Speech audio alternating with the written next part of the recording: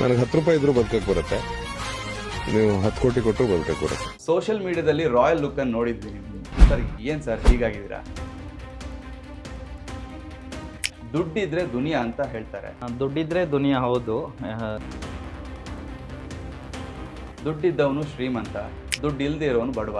ಇದೆರಡರಲ್ಲಿ ನೀವೇನು ಸರ್?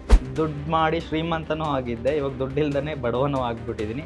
ಮತ್ತೆ ಕಮ್ಬ್ಯಾಕ್, ಮತ್ತೆ ಟ್ಯಾಲೆಂಟ್ ಉಪಯೋಗಿಸ್ಬಿಟ್ಟು ಮತ್ತೆ ಕಮ್ಬ್ಯಾಕ್ ಮಾಡಲೇಬೇಕಲ್ಲ. ಅತಿ ಆಸೆ ಗತಿ ಕೇಡು ಅಂತ ಅಂತಾರೆ.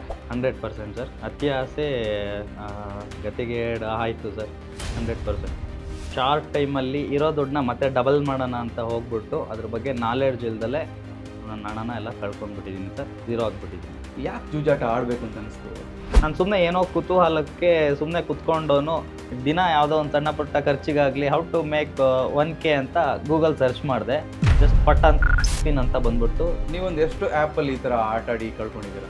ನಾನೊಂದು 3 ವೆಬ್ಸೈಟಲ್ಲಿ ಆಟ ಆಡಿದ್ದೀನಿ ಸರ್. ಇತ್ತೀಚಿನ ದಿನಗಳಲ್ಲಿ ಯಾವ ಥರದ ಗ್ಯಾಮ್ಲಿಂಗ್ ಎಲ್ಲ ನಡೀತಿದೆ, ಅದ್ರ ಬಗ್ಗೆ ಏನಾದರೂ ನಿಮಗೆ ಗೊತ್ತಿದೆ ಸರ್? ನೋಡಿ, ಇಡೀ ಪ್ರಪಂಚನೇ ಜೂಜಾಟದಲ್ಲಿ ಮುಳುಗೋಗಿದೆ ಸರ್. ಇದಕ್ಕೆ ಮೇಯ್ನು ಕಿಂಗ್ ಪಿನ್ಗಳು ಬಂದ್ಬಿಟ್ಟು ಮೇಯ್ನು. ಸೊ ಎಲ್ಲ ಕಳ್ಕೊಂಡ ನಂತರ ನಿಮ್ಮ ಮಿಸ್ಸಸ್ ಅವರು ಏನ್ರಿ ನಿಮ್ದೊಂದು ಜೀವನನ, ನಿಮ್ಮನ್ನು ಮದುವೆ ಆಗಿದ್ದು ಯಾತಕ್ಕೆ ಅಂತ ಕಣ್ಣೀರು ಹಾಕಿದ್ದು? ಅವಳೇನು ಯಾವತ್ತು ಅವಳು ತಾಳಿ ಸರ ಇಟ್ಟಿದ್ದಕ್ಕಾಗಲಿ, ಅವಳು ಗೋಲ್ಡ್ ಎಲ್ಲ ಅವ್ರ ಮನೆಯಿಂದ ತುಂಬ ಗೋಲ್ಡ್ ಎಲ್ಲ ಕೊಟ್ಟಿದ್ರು, ಎಲ್ಲ ಕಳೆದಿದ್ದೀನಿ ಸರ್ ಇದಕ್ಕೇನೆ. ಮೊದಲು ಎಷ್ಟು ರೂಪಾಯಿಯಿಂದ ಈ ಆಟ ಶುರು ಮಾಡಿ? ಸರ್ ಶುರು ಮಾಡಿದ್ದು 500 ರೂಪಾಯಿಂದ ಶುರು ಮಾಡಿದೆ ಸರ್. ಜೂಜಾಟ ಆಡಬೇಕಾದ್ರೆ, ಈ ಗ್ಯಾಮ್ಲಿಂಗು ಅದು ಇದು ಎಲ್ಲ ಆಡಬೇಕಾದ್ರೆ ಮನೆ ನೆನಪಾಗ್ಲಿಲ್ವಾ? ಮಕ್ಕಳ ಮುಖ ನೆನಪಾಗ್ಲಿಲ್ವಾ? ಆಗ್ತಾ ಇದ್ರು. ನಾನು ಆ್ಯಕ್ಚುಲಿ ಬಂದ್ಬಿಟ್ಟು ಮನೆಗೋಸ್ಕರನೇ ಆಡಿದ್ದೆ.